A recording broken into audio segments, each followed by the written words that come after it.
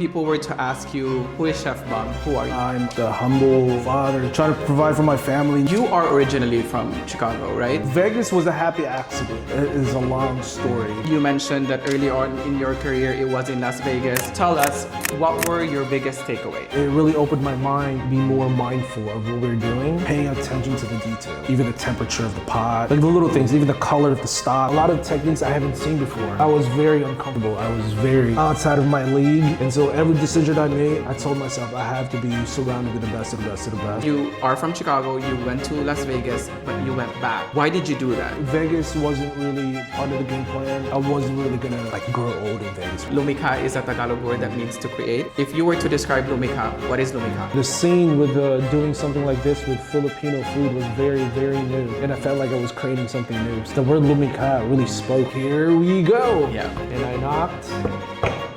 I bet you were horrified though. Oh my gosh. What was going on in my mind was your previous experience. Is that something that you got from that whole experience working there? Oh yeah, 100%. It's not just because you want to be different. It's not just because you don't want to put things on a plate, but everything has to have a purpose. When bad days come, which I'm sure you've had a lot, the passion fuels you. Yeah. Cheers.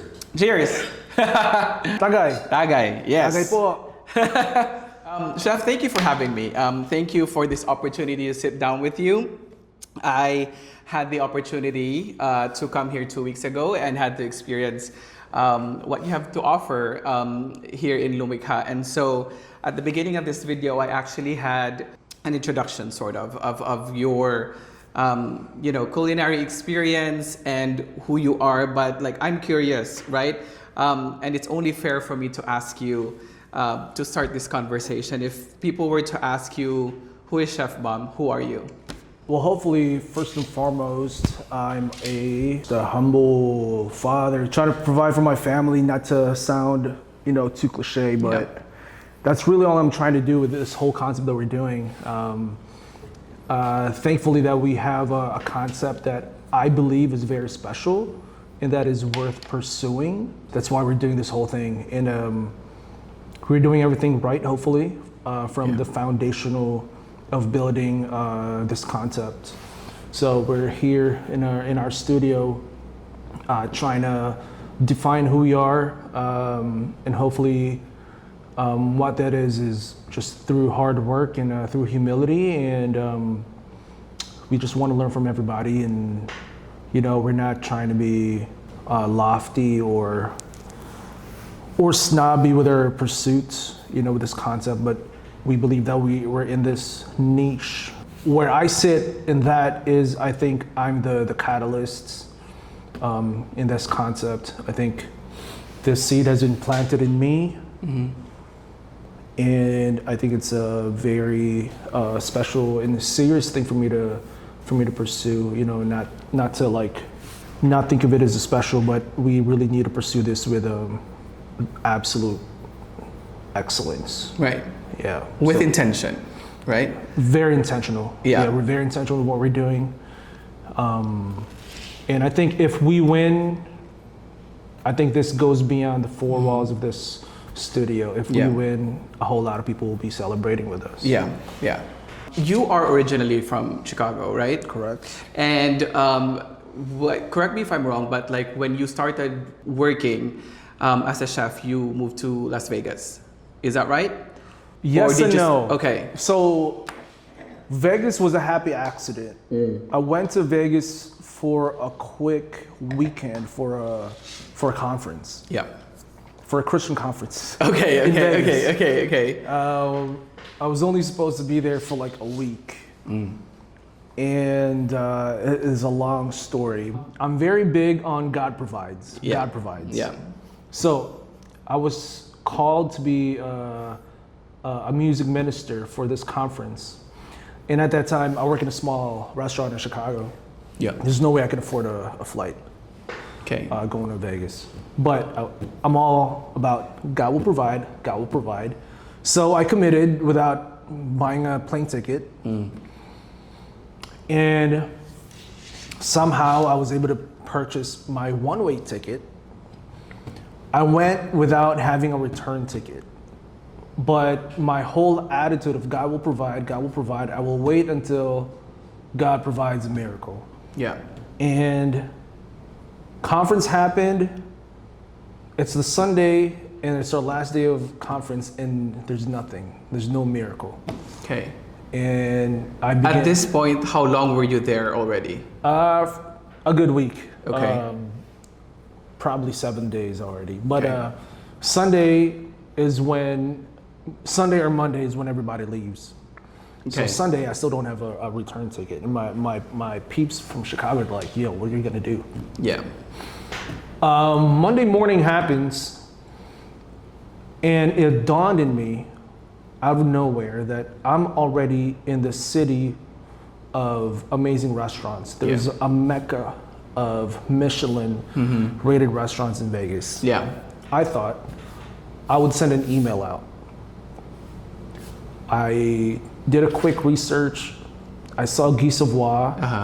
And at that time, I was very much in love with French cuisine. Yeah. And I was like, I have to see their kitchen. Yeah. I shot out an email, and they responded so fast. And Chef Machu at the time, executive chef, he was like, yeah, come whenever. So I did, probably Tuesday. Yeah. The next day I came, and then I started staging. Stage is free apprenticeship. Yeah. So I started staging in Guy Savoy. What would it seem like a few days of staging, it turned into 7 months. So that's how I got knee deep into French cuisine and this Michelin world, this cooking techniques and philosophies and execution in the highest pursuit of creativity and understanding seasonality. Yeah. And so those 7 months, albeit very, very hard because I wasn't home. Okay. I was staying at a friend's house, which in itself is a blessing because they didn't ask for anything. Yeah. So for those 7 months, it would seem funny to the outside eye, but I didn't do anything Vegas related. I just worked. That's all I did. Yeah. And I learned so much by the time that I went back to, and within those 7 months, I stepped foot in Joel Robuchon as well. Because the Guy Savoy people and the Joel Robuchon people are friends. Oh, okay. We would hang out in the same houses, watch boxing, and just talk shop and be like, yo, swing by in our kitchen. So I would. I spent some time at Joel Robuchon, which was very instrumental as well. And by the time that was over, I went back to Chicago a different man. Yeah, yeah. I'm curious, but thank you for sharing that. But I'm curious, when you were a kid, were you always into cooking? No, not at all. So I love eating. Right. But I didn't learn how to cook until I was in my 20s. Yeah. Really. Same. Yeah, so when I told my parents that I wanted to be a chef, that I was going to culinary school, they were like, "Who are you kidding? You never cooked. Yeah. You never stepped foot in the kitchen. Like I never, turned the stove on. Yeah. As a teenager, like I was always playing guitar, playing drums. That's all I wanted to do. So this is a very late passion of mine, and yeah, I never would have thought that I would be heading up a concept like this, but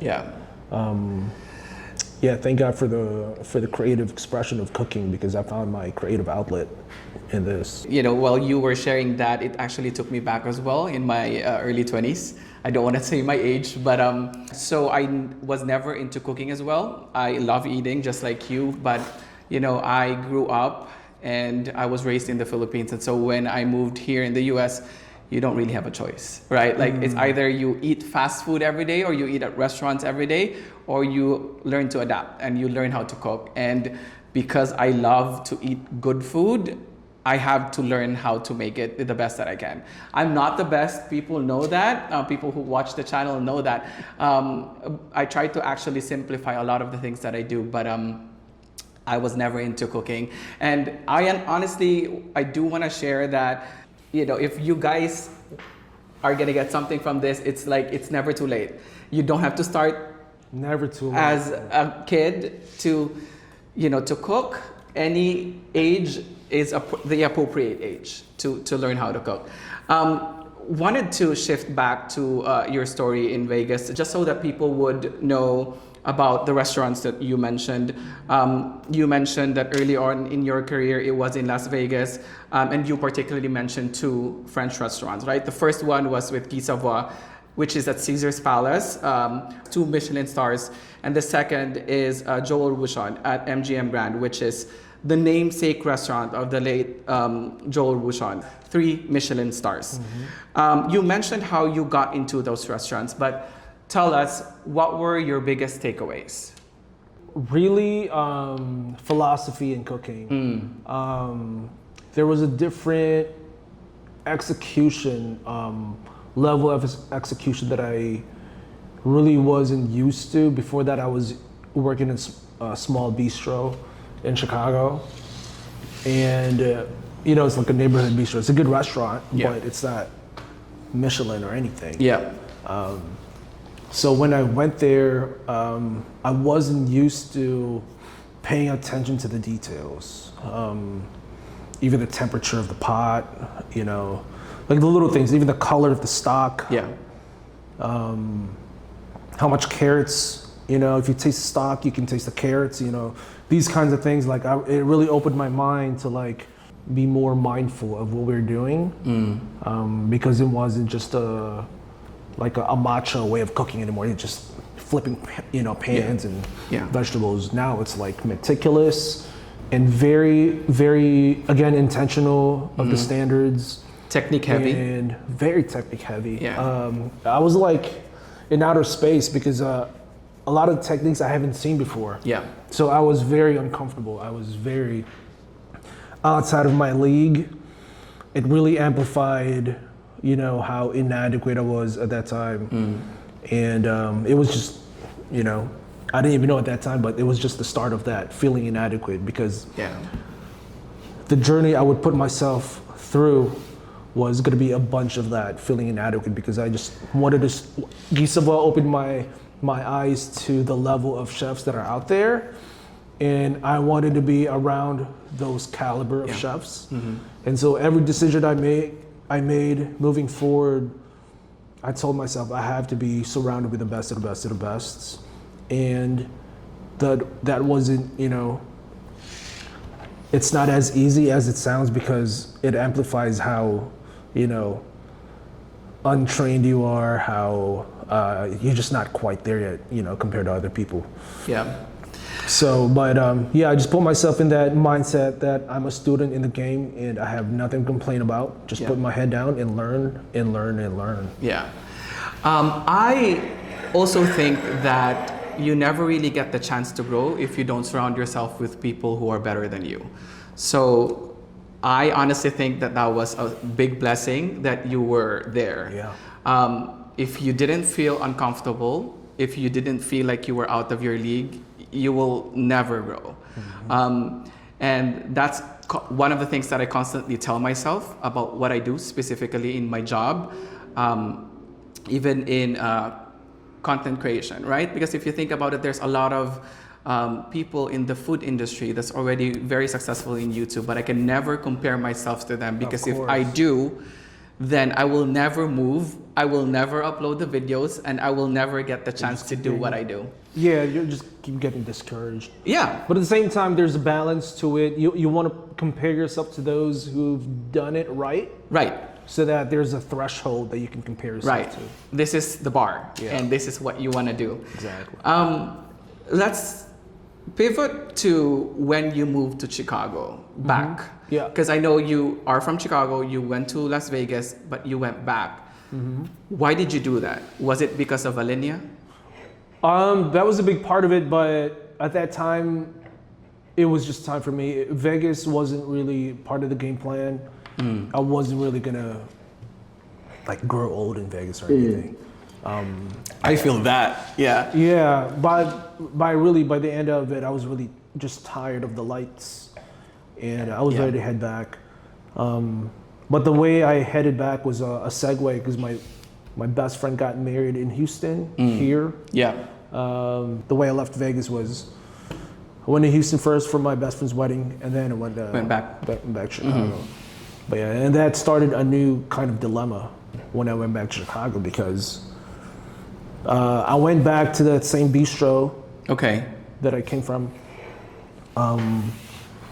and I knew right away that I couldn't stay there for long because I needed to see the bigger scene, the bigger restaurants that are operating in a higher scale. I couldn't stay in that small bistro anymore. Yeah. So at some point, and I can't really pinpoint how or where, but I met the chef through happenstance. Like, I don't even know his name. I can't remember his face. But I was talking to him about this dilemma that I don't know what my next steps are. I probably said that I know that Alinea is not gonna respond back if I give them my resume. And then Why wouldn't they though?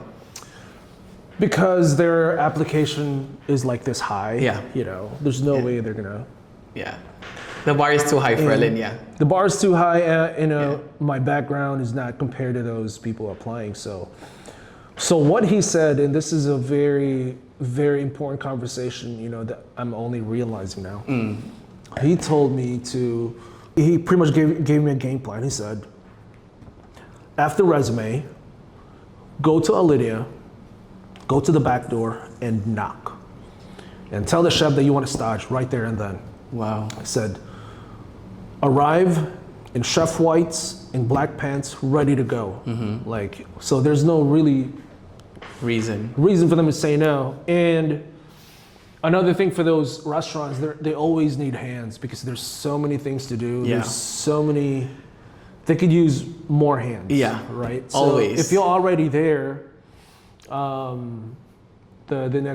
most logical thing to do is just say yes. But again, another Guy Savoy-esque thing happened is I did that, one of the scariest days of my life, literally. So the chef talked about, you know, you go through this alley, you'll know it's Alinea when there's a big tank of liquid nitrogen At the back. at the back door. Yeah. So I saw the liquid nitrogen and I'm like, here we go. Yeah. And I knocked. I bet you were horrified though. Oh my gosh. So scared. And then the funniest thing happened. Someone opened the door and then I had this speech ready. I was like, someone opened the door. I didn't even judge who it was. I'm like, chef, can I stage? The guy who opened was a kid. It was his first day too staging. And he's like, I'm just staging here today. The chefs are inside. So he brought me inside.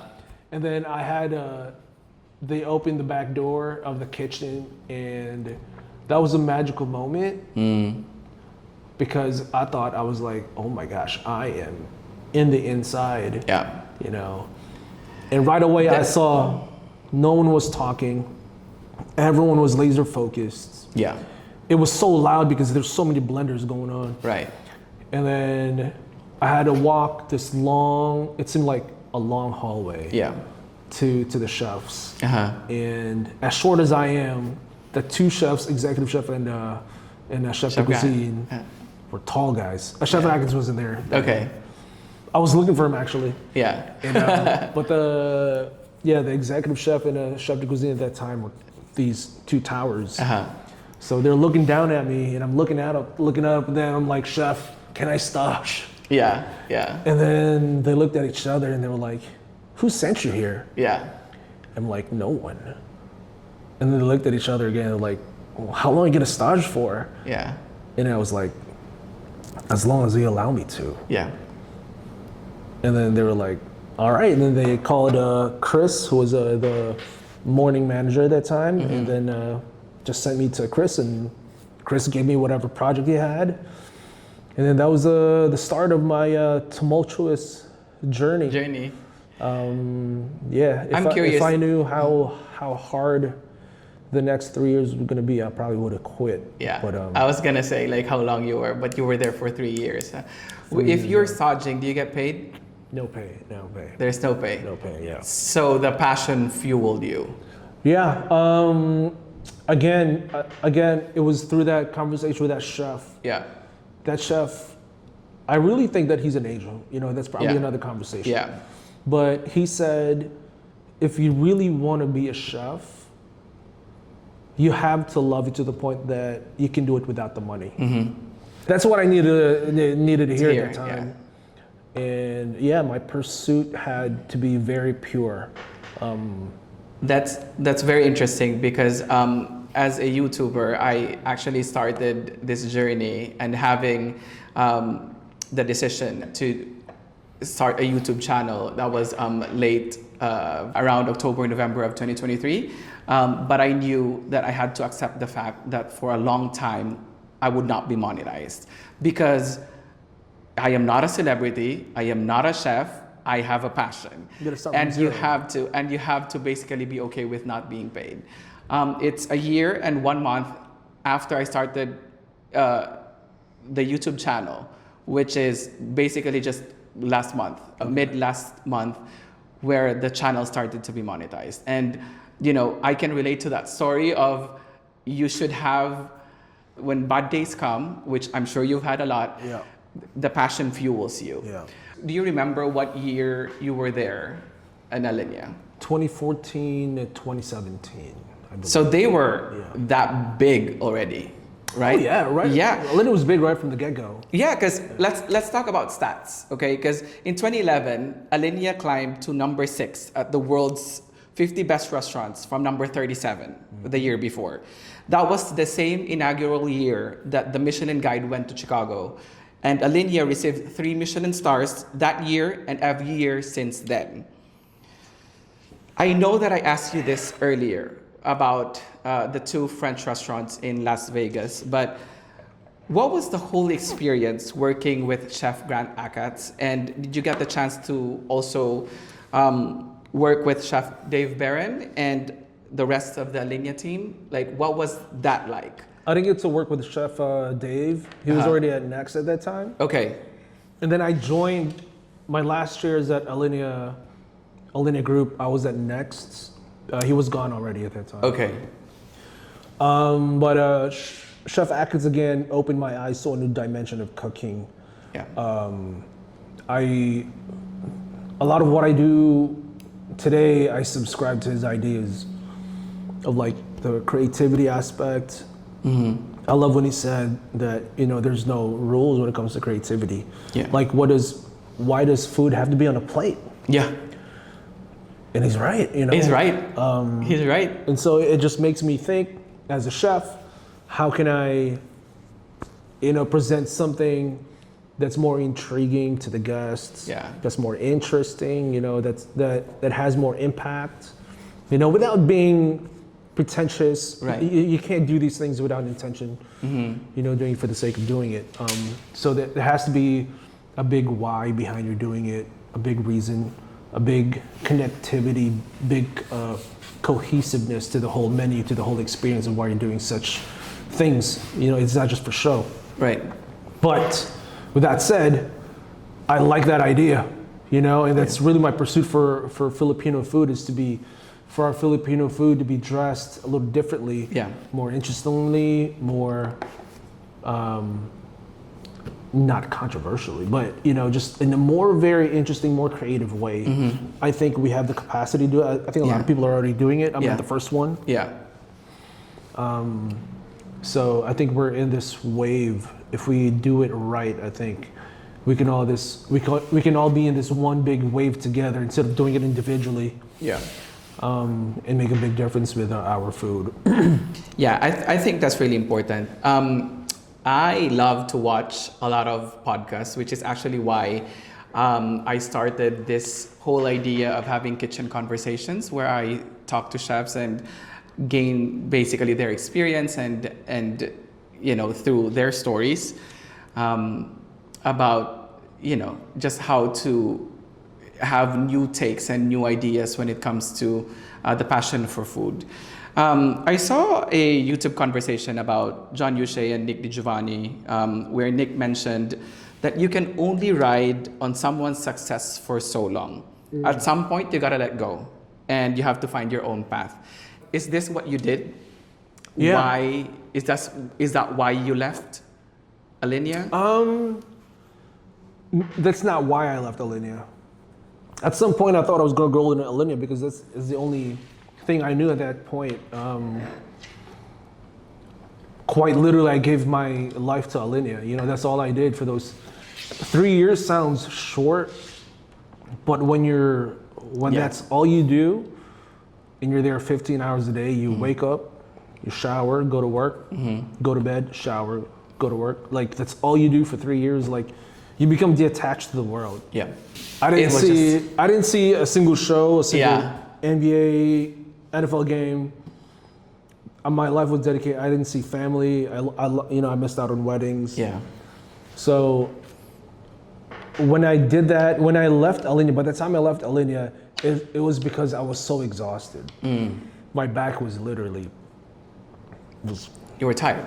I was tired, and also I was newly married. I was the oddball in the Alinea team to get married because everyone was single, everyone was focused. Right. This is their life. This is their life, and I was the odd one who got married. And so by the end of it, I realized I need to be married, you know, because I still, by the time I got married, I think I spent another year in Alinea, maybe less. Yeah. But yeah, by the end of it, I realized like I was leaving my wife at home, you know, and I was gone for like a whole day, every day. So by the time I left, it was like, it's time for me to be a husband. Time for me to look for a career with lesser hours. And, Were you staging the whole time? Oh, no. I was employed, thank God. Yeah. No, that's good. That's good. No, I was like, did you do that for the whole 3 years? Yeah. No, yeah. So, although I staged for 6 months, for that long. Oh, that's long. That's still long. Still long. Because at first I had this short arrangement where I don't know how it happened because they wouldn't allow this. I was still working at that bistro. Oh, okay. And then I would stage at Alinea in my free days. So that's why you were also working long hours. Yeah, and then I would do that because this was my source of income. And then at some point, I just didn't want to be at the bistro anymore. Yeah. Like it was, to me, it was so nonsense, even though I was making money. I just wanted to zero in at Alinea. Yeah. And so I didn't really ask for a position or pay. I just quit the bistro. Yeah. And I became full-time staging at Alinea. Yeah. And then I did that for months and months and months. And then at some point, the chef was like, "Stop playing games with us. Just work." Yeah. That's cool. That's pretty cool. At what point did you decide to come to Houston? I didn't. My wife got a job offer here. Okay. Because she's from Houston. She's from Beaumont, which is like an hour. Okay, yeah. And she got a job offer here, and we had a baby at that time, so it just made sense. And then my parents moved to Conroe as well. Okay, from Chicago.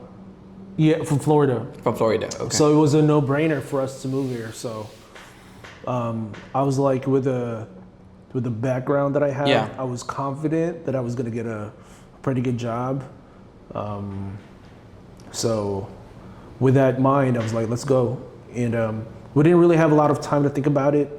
They gave her that offer, I think within a month, we were here. So we packed up. We didn't even get the time to say bye to our friends. Yeah. We made the move, and next thing I know, we were Texans. So you came to Houston, and now we're here at Lumikha.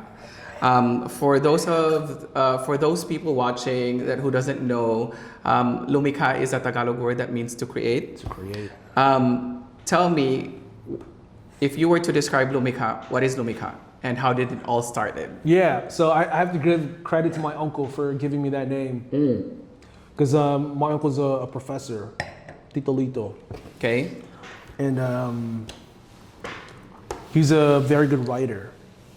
So at that time, I was already thinking of like what my name should be. And he gave me a bunch of words, very deep words, words that didn't describe what I was going for.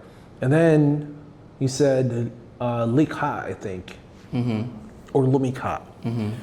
And then it just made sense. Yeah. Lumikha, because before relocating to Houston. Yeah. So at that time, my mindset about what I want to do with Filipino food was very, very new. Like kasama wasn't out there yet. Nobody was out there. Literally nobody. So the scene with doing something like this with Filipino food was very, very new. And I felt like I was creating something new. So the word Lumikha really spoke. And I think that's what we're really doing right now, even though there's so many Filipino concepts that have come up, and they're all amazing concepts. Yeah. I think what we're doing is still kind of unique in that way, you know, given that we were able to execute correctly. Yeah. I think what we're doing is a little bit I think we're still in that clean niche. Yeah. We're really truly creating a new experience. When you started thinking about starting, when you started thinking about, okay, here's the concept of Lumikha, why did you choose to do a supper club instead of a restaurant? Good question. Yeah. Capital. Yeah.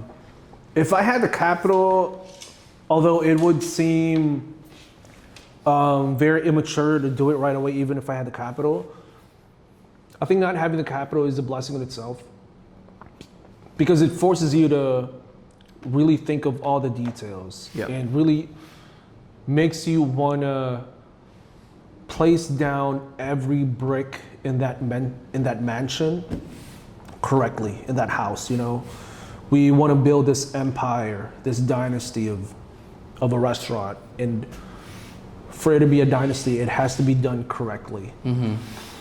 So we took this humble approach of, we're gonna start it in a kitchen studio.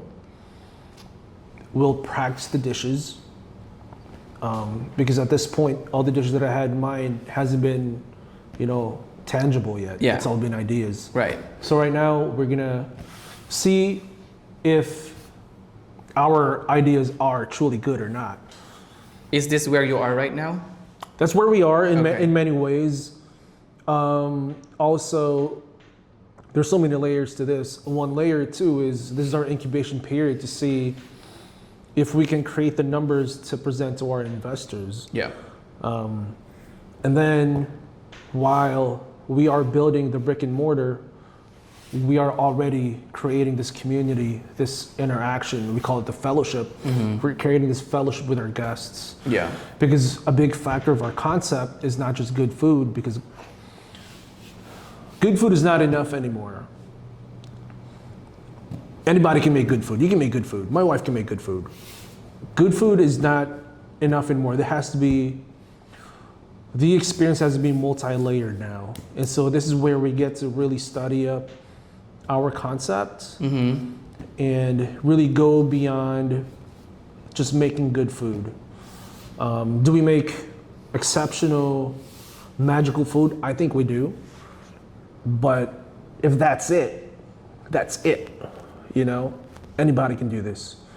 So we're studying what else we can add to the experience to really make it meaningful, not to be pretentious, not to, you know, set ourselves apart for no reason. But we just want anybody who's gonna pay their hard-earned money for this experience to really get a lot out of it, you know? Yeah. Because that's what I want. If I want to spend, you know, mind you, we're cheap compared to other tasting menus, but for a lot of people, it's still a lot of money. And I want them to know that if they're putting their money here, it's going to be money well spent. You mentioned good food, right? So, and you said that good food is not enough anymore. When you describe what is enough, is it when you evoke an emotion? Is it when it's educational? This is the layer that goes beyond good food. Right. Yeah. Yeah. Yeah. It's everything you mentioned. Right. It all factors in. There has to be a story behind it. Yeah. So part of me, which is not me at all, Yeah. Besides me learning how to be a great chef, learning how to be, learning how to cook good food, a part of me now has to learn how to be a good storyteller. Yeah. A part of me now has to do a lot of research, on the history of our food, because there's a lot of, as I read more about our stuff, there's so many things that we don't know, You and become a student too. Yeah, and I don't even know if people in our country know this, and appreciate it in a level that we do. Maybe they do, I don't know. Yeah. But a part of appreciating our food is sharing the stories 100%. Yeah. Maybe, it's probably not from the best history, or it is, whatever it is, it's part of the story. Right. And I think a restaurant that tells a story makes a complete experience, As you feed the mind, you're also feeding the soul. So I think that's one big layer of the multi-layered experience that we're looking for. That's pretty cool. The reason why I asked that question is that for those who are watching this, they may have or you may not have watched my review of Lumikha. And one of the things that I will mention, if you guys haven't seen it, go watch it, is that the experience starts when you have or where you're given a towel that smells like sampaguita. And that is very interesting because when I dined here at Lumikha, it's not the first Filipino tasting menu that I've been to, but it's the one that speaks to me the most. And I say that because the whole experience from the drinks to the towels and the food, it's intentional, right? So, and obviously it's a tasting menu, right? So there will be dishes that you prefer more than the other one. And I think that's the beauty of tasting menu. That's the beauty of having a choice. That's the beauty of having this whole dining experience. Why did you want the Supper Club to focus on progressive Filipino cuisine? So I think that's the question will tie it to one another because it's a supper club, number one, because we're not a restaurant. And we're not a pop-up. Right. I used to be a pop-up. I would do this, once in a while, announce dates and whatnot. But now that we're doing it on a regular basis, we're no longer a pop-up. Yeah. We're a supper club because now we want to coalesce this group, this guest list that we have, and really be able to create this relationship, again, this fellowship with our guests. We're still ironing out that part of the business, that part of our concepts. As of right now, we're still doing this once a week. As our immediate goal is for me to be able to focus on this and be able to do this more than once a week at least. Yeah. When you grow, would you ever transition the whole experience to kind of a traditional restaurant setting? Or would you rather still kind of make it like this whole big supper club? This communal table? Yeah. Oh, yeah. So that's part of our conversation right now. Yeah. Because the whole thing is how do we, inevitably we're going to get bigger. We want a bigger, place. Space, yeah. But how do we transfer this experience to that bigger space and still feel intimate, still feel personal and intentional, and that's going to be like a whole study for my team. And I don't think it's a far cry. I think it's very possible.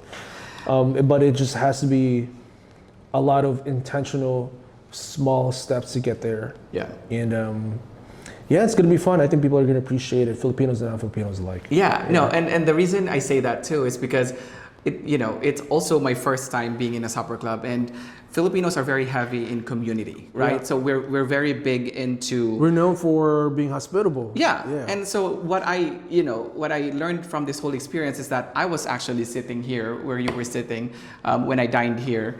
And I don't know anybody, but now we follow each other on Instagram, which I feel like That's awesome. If there's anything that tell you, like, we all had a great time. Yeah. You can speak about the food. Food is subjective. People can come here, they can hate the food, or they can love the food, or they can just like be okay with the food. But the sense of community is not something that you cannot see if you don't come and experience it. And so that's the reason why I asked that question, because I think it's a great concept, to be honest. And I'm curious to know what would it look like if and when you guys grow. Yep. You mentioned Kasama earlier, which is in Chicago, and a lot of the Filipinos, if not all Filipinos, know that Kasama is the first Filipino restaurant that gained a Michelin star.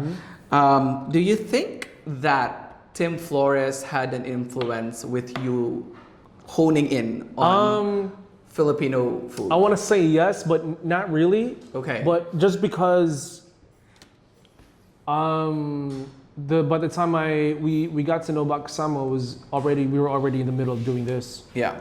But man, I would have loved to build some sort of relationship with him. That's for sure. Yeah. I had a chance to almost meet him because they were in town, him and his wife. Yeah. Ginny Kwan. Yes. Yes. Because they're friends with my friend Chef Gabe, but it didn't pan out. But yeah, 100%. Hopefully, if we do it right, we'll meet and get to work someday. Yeah. You never know, right? You never know. You also mentioned earlier about walking into Alinea for the first time and you saw liquid nitrogen. I'm curious, would you ever be interested in having a progressive Filipino cuisine that incorporates molecular gastronomy? Yeah, I already did it. I did it in my past pop-up. Okay. We're just running through. What did you do? What did you do? Was it gels, foams? Yeah. All those? Yeah. Agar caviar. Yeah. Liquid nitrogen. Yeah. Yeah, all these things. These are all very fun, but as I'm maturing into my cooking, I learned that it all has to have a purpose, because people will sense if you're just for show. Yeah. People will sense if you're just, like that was cool, but it didn't really taste great. Yeah. So now that I'm, maturing into my cooking, everything has to make sense in while we're doing it. But 100%, we're gonna incorporate all that because it's part of the experience. It's part of the theater, right? Yeah. Right. It's part of the theatrics, and that's really one of our immediate goals when I become full time. Then I'll be able to. I already have my liquid nitrogen doer, but to get the whole doer, it's a whole thing. You gotta drive there. I need to get a truck. Yeah. Because they won't allow me to get it with a car because of liability. So it's a whole thing. So yeah, I did it already. Yeah. Okay, that's pretty cool. Yeah. That's pretty cool. Okay, so let's talk about your inspirations, right? Because earlier we talked about dishes and how you curate them, but what are the inspirations, right? Like, how are you inspired? And how do you decide to put a specific dish in the menu? Mainly, it's just the way my brain works. I just want to do what everything is not doing. It's kind of like, I don't know, it sounds rebellious, but if everyone is doing it this way, I want to do it this way. Yeah. So I want to do the octopus kare kare. Yeah. Because I read that there's a seafood kare kare in the Philippines. Yeah. And in my entire life, no one has presented to me or if I go to a Filipino restaurant, no one had seafood kare-kare ever. Yeah. Ever. Yeah. It's always oxtail or tripe or Pork belly. even pork belly, Yeah. which is weird in itself. But No, I love pork belly. Oh, Like, really? Yeah, I do. or braised short ribs. But when I read seafood kare-kare, I was like, how come no one showed me seafood kare-kare? Yeah. So I'm like, all right, then let me be the guy. Right. So basically, what it dictates it is like what's in your mind. What's in my mind and what everyone is doing. Okay. And I want to do the opposite of that. Kind of thing, yeah. So it's basically a peak of your brain and how you show your creativity. Yeah, and how I want to be separate. Right. You know, it's not because I think, you know, but it's just with the concept that we have and with the competitions that we have, Right. you have to find a way to separate yourself. Right. So that's one way I think of separating ourselves. That's pretty cool. Let's dive into the whole experience in the menu, right? So I was here 2 weeks ago and I was able to eat all of the, the dishes and the courses in the tasting menu. But let's dive into each of them because now we're talking about, the inspirations and how you think through what goes into the menu.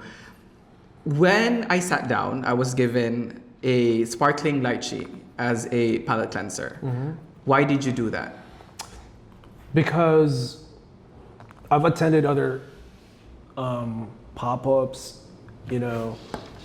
and other tasting menus, and they always start you with bubbles, with champagne. And at first, that's what I did.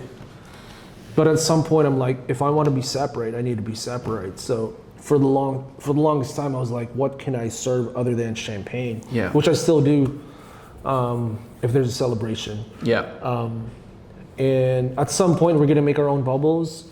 But when I found this lychee sparkling, it just made sense. Like that'd be us. No, that's good. That's great. How we're gonna open it. That's great that you actually chose a tropical fruit too, because before I was given the towel, which is the sampaguita scented towel, which I really liked. That's when I was given the lychee. So I was given the lychee and then I was given the sampaguita towel. And at that moment, I was like, okay, this is cool. This is different. And this is very intentional. And I'm liking it so far. And then I was given the kinilaw dishes, right? So the first one was the turnip kinilaw, right?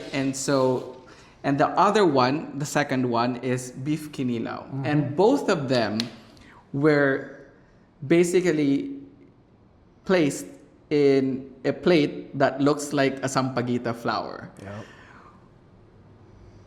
What was going on in my mind was your previous experience at Alinea. And the reason I say that is because of what you said earlier, right? Like, why do we need a plate? What kind of plate do we want? Do we just really want a specific white plate, right?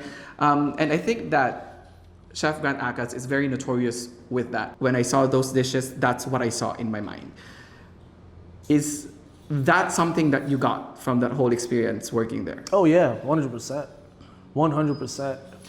And what I really understood, more importantly, was it's not just because you want to be different. It's not just because you don't want to put things on a plate, but everything has to have a purpose. Right.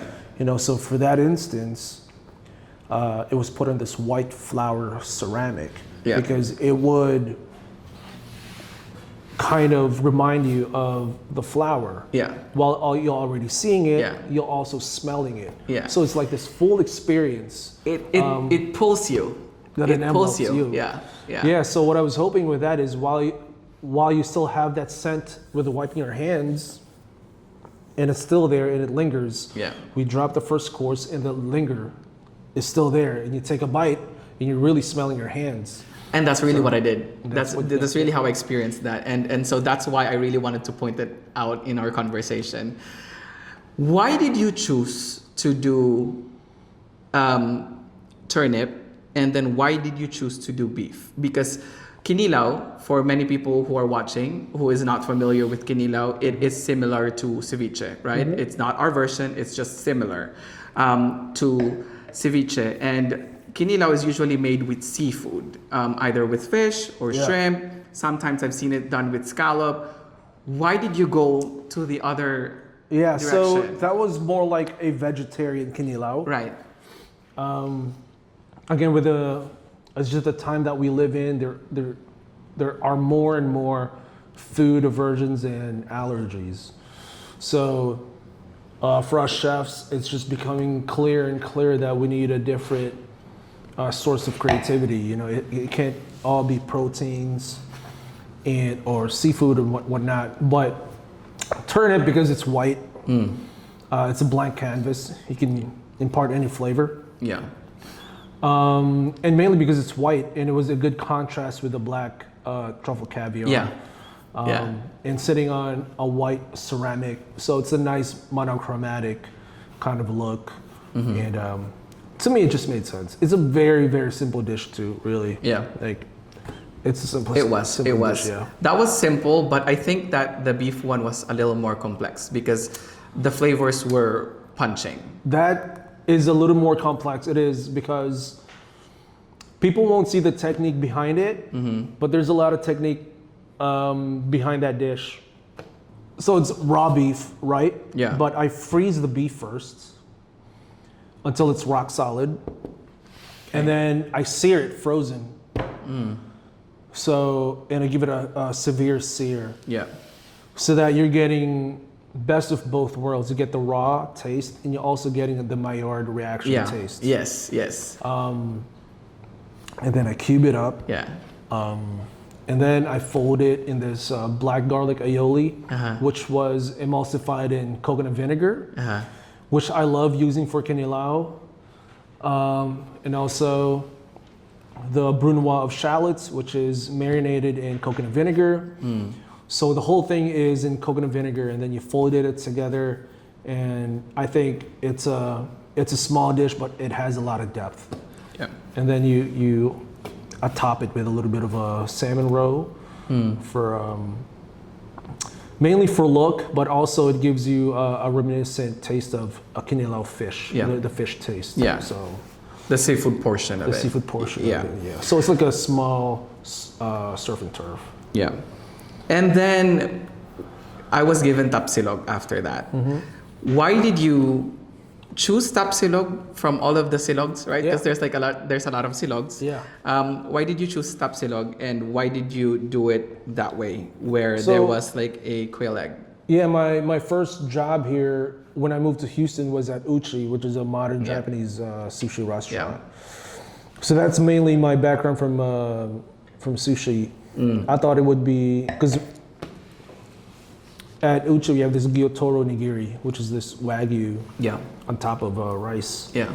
And I'm like, that's it. That's tapsilog right there. You just need to add egg. Yeah. And so I had a few variations. I would cure the egg yolk and grate it on top, or I would just have a quail egg on top. And I'm like, that's the perfect tapsilog bite. Yeah. You know, but I had to make sure that the beef tastes like tapsilog, so I marinate the beef in toyomansi. Traditional, yeah. It had to be pungent. Yeah. So I think it worked well though. I think it works, Yeah. Then came my favorite course in the menu, which was the Scallop Bicol Express. Tell me about it. I don't really want to describe it. Yeah. Tell me about it, and how did that come about? Yeah, so I've had many versions of this dish already over the years, but scallops will always find itself back to the plate because it's such a good counterbalance to the pungent pork belly, which is like doused in bagong. Yeah. So you have this purity of the scallop. Was that fried? Yes. Yeah. Fried. Because it gives you the belly. crispy texture. Gives you this multi-textural experience. Yeah. So from that pungent lechon, binagoongan lechon. Yeah. It just made sense, from the scallops that hasn't been touched. I don't even season the scallops. It's just what it is, not manipulated in any way. Yeah. but I'm really banking on a very delicious, the coconut cream and the binagoong and pork is what gives it the character that it has. Yeah, yeah. And then there was seafood kare-kare, right? Tell me more. Yeah, it's kare-kare is always gonna be one of my favorite dishes. Yeah. And as much as I love the oxtail, as much as I love, braised short ribs on it, when I read that there's a seafood kare-kare version, I'm like, it has to be. Yeah. That had to be on my menu. And I thought octopus would be the perfect canvas. Added some texture to it because I would deep fry it for some texture. Yeah. And it wasn't gummy at all though, which was perfect. Yeah. No, it's perfect with the burnt eggplant at the bottom. Yeah. I think it's a small but mighty dish. In my head, it needs a little bit more refining here and there. Maybe when I have a team, we can really, because plating 10 plates at a time is it's time consuming, so I can't really put everything that I want to put on a plate. Yeah. But the dishes never really reach an end point. They never reach a finish line. It's always self-editing itself. Right. It's always out-evolving itself. So It's always transcending too. It'll only get better, hopefully. Yeah. So. Why did you choose ube as the dessert? Ube, honestly, I chose ube because it was easy. Yeah. Ube is also very, very personal, right? Everybody loves ube. It's very, it's like a blank canvas. You can do anything with it, right? But for me, for the time that I have, I can't really go into detail of making a dessert. So ube was like, for me, the most refined and the not time-consuming dessert that I could make for this entire experience. I know it's not the best answer for that, but just being honest, it's not the most time-consuming dessert to make for me. So it's ube cake with ice cream. Panna cotta, It's panna cotta, which was what? Made of what? Roasted white chocolate. And why did you do that? Is it because it just goes well with ube? Yeah, white chocolate in ube is like it's like a secret weapon that nobody knows. This white chocolate really goes with a lot of things. It can go with caviar. Yeah, really. So we had one dinner where I put caviar in that ube dish. Because they bought the caviar. They paid for it. That's pretty cool. Yeah, it's pretty interesting how you can just like, okay, you know what? Let's put it here, even if this is like already a course that I've completed. And I learned roasting white chocolate from Eric Repair. I don't know if you know him. No. 3 Michelin in New York, La Bernardin. Oh yes, I know him. So. He has a recipe for a dessert where they roast white chocolate, and I got that idea from him. So let's talk about pricing. Why did you choose 5 courses, and why is it $85? And to give people context, the reason why I asked that is because, not to sound high and mighty, but like I've been to some tasting menus. Yeah. And I honestly think that $85 for 5 courses is very cheap. Yeah. It's actually enticing because you will find 7 courses for about $150. Yeah. Why did you do that? You said it, enticing. We wanted to invite as many people as we could because we're new, we're small, nobody knows us, we have a very small presence online. So I thought the price point would be our one way of inviting people in. Because why would you want to spend money at a place that you don't know about? Yeah. Even though I think our value supersedes that, I think it's the perfect. It actually started cheaper than that. We started at $75. Yeah. And why 5 courses? Because we always wanted to do more, but to really fulfill the concept that we have, it couldn't be less than 5 courses.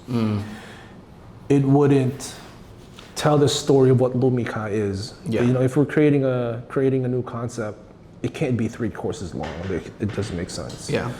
It had to be a minimum of 5 courses, so that we can really tell a story at the very, very least. And the price point is really just to make people try us out, you know. And for some people it's cheap, but for some people it's also still a lot of money. So yeah, I think 85 is a good pocket where all kinds of ranges wouldn't have a problem spending if they knew what they were getting. That's pretty cool, honestly, because like when I was doing my reservation, I was honestly shocked that it was $85. It was 5 courses, and I was even more shocked when I came and you told me where you came from and the experience that you have under your belt. You, in this conversation, mentioned a lot about restaurants, and most of the restaurants that we talked about that is, you know, has been talked about in this whole conversation that we're having are Michelin-starred restaurants. The Michelin Guide recently announced that they will be evaluating restaurants in the Philippines and setting its sights in Manila and its surrounding areas and Cebu for its highly anticipated 2026 debut. That's awesome. Yeah, I was just gonna ask you, like, what are your thoughts about this whole thing? Yeah, it's very exciting. We always talk about it, me and my team, like, how come, you know, our country's kind of falling behind on this? Like, right? Our surrounding neighbors, they're all killing it, you know? They all have Michelin level restaurants. And I was really hoping when we move this to a brick and mortar, we get to run things correctly. Mm-hmm. We're hoping to bring that concept back home. And we're hoping to be, you know, if not the people, but one of the people to be the catalyst for that, to really garner a lot of world-class kind of eyeballs to our country in terms of our food, because I think it's well-deserved. I think we have a lot to offer. Yeah. I think there's already a lot of restaurants in the Philippines that's already doing this. Mm-hmm. I think they deserve Michelin star recognition. Yeah. And I think it's going to come. Toyo Eatery is one of the the restaurants that is being looked at as a sort of the pioneer in the country. They're very high level. Yeah, there's one in Cebu that I really loved.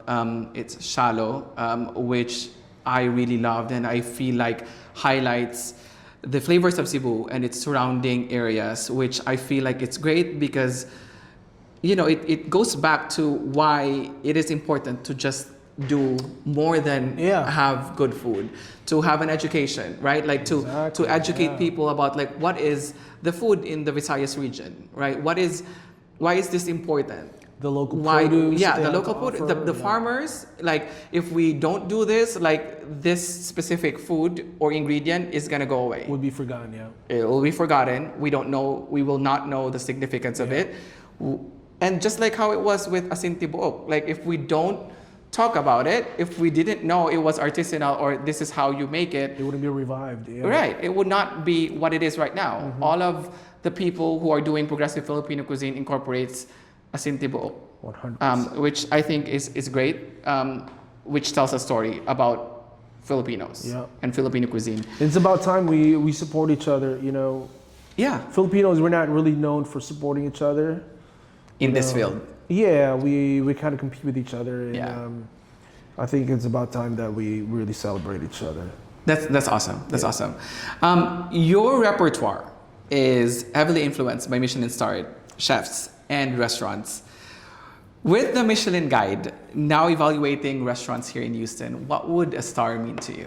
Oh yeah, we're going for it. You know, we're not apologetic about it. It's not the main goal. The main goal really is just to be excellent in what we do. Yeah. Pursue excellence in everything that we do. You know, even how we put on our apron, how we clean our shoes. Mm-hmm. You know, we just want to be excellent in everything. How we pour wine, and it all takes learning and repetition. Especially for my team. You know, I'm not ashamed to say none of my team are like in the hospitality business. None of them worked in the industry, but what they do have is the love of serving, which I think if we do it right, we'll go beyond people who are well practiced, because my team knows how to serve from the heart. So with that, some technicality will come in, some practice, and I don't think it's a long shot for us to be recognized, really, but really it's going to be a byproduct of what we have been practicing all along. So when it comes, praise God. Yeah. And yeah, we're ready for it. We're not going to be scared for it. I think if we do it right, a whole country will celebrate with us, not just us. So I always think that a win for any Filipino restaurant is a win for the whole culture, for the whole country, for the whole people who are into and are proud of Filipino cuisine. When people come in, they dine here, they do the 5 courses, and they leave. What would you like for people to take away from the whole experience, from the time they come in till the time they leave? That it was good food that they can have again, that they should come back, because good food wasn't enough. It's not sufficient, but the company that you get, the joy that you get from this communal setting, meeting people, networking. It's an experience that you want to have again and again and again. And the good food is just a bonus fellowship that you're gonna have in that night. So I hope that's what people are getting so far. Really, that's all of the questions that I have. Is there anything else that you want to talk about, or you want to tell people about Lumikha? I just want to highlight where we want to go. We really want this to be a brick and mortar, because we really believe that this will be a very valuable concept. And we want that brick and mortar to become a Houston destination, not because it's Filipino food, but because generally it's just good food and good experience, good fellowship. And when we do that right, we'll bring that home to the motherland. And I'm really able to get the studio and really able to do any of this, purchase these things, because we're all self-funded, me and my partners. All of this just came from our own pockets. We bought these from Amazon, bought this from Wayfair. And, we're learning the business really from ground zero. And my partners, I originally wanted to partner up with people that had capital, who were serial entrepreneurs. And I've had a few meetings with them, but, they only wanted to talk about ROIs and ROIs, and it's not their fault, it's their money. It's their money, they want to see their money back. But I realized that I needed to partner up with people who understood really what I'm trying to go for, the pursuit of this level of Filipino food that we're going for. And what that required is people who loves this, who loves to serve, and really want to go beyond just ROI. And because other than that, we have many other ambitions, and one of those is to be of service to our community, to our local community, whatever Houston needs, whatever our local family needs. We want this this restaurant to be some sort of source of help for many people. So my partners are all amazing people, although they're not, brought up in the industry. They're just brought up by just being good people in general. And I can't do this without them, and they really kind of made it tangible what my ideas were for serving people. Because these are people who grew up serving people. So I think they're the ones who's going to make this concept a reality beyond what I can do, beyond good food. We hope that this concept will only be a huge blessing to the local community. And hopefully, our country needs a lot of help hopefully we can be an instrument to any of that too. So we don't know what the future brings, but we're gearing towards that direction. Yeah. We want to be beyond good food.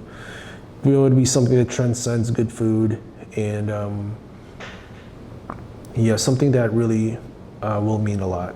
Because this can go on and on and on if this is successful. You know, this can outlive us, really. So, and it will only outlive us if it's more than just good food. Yeah. So. Well, yeah. On that note, thank you so much for this conversation. Thank you so much for sitting down and for inviting me here. Invite people to come at Lumikha. Yeah, just go to our Instagram, Lumikha.htx, and click on reserve, so you'll be directed to the Explore Talk website. Yeah. We're only doing this on Sundays right now. Hopefully, prayerfully, we'll be able to do it on a daily basis. And yeah, we're only getting better from here. So by the time you see us, hopefully we're exponentially better. Yeah. Thank you, Chef. I appreciate you. Thanks, Paulo. Thank you. You're the best. Thank you. Cheers. Cheers. Tagay. Tagay.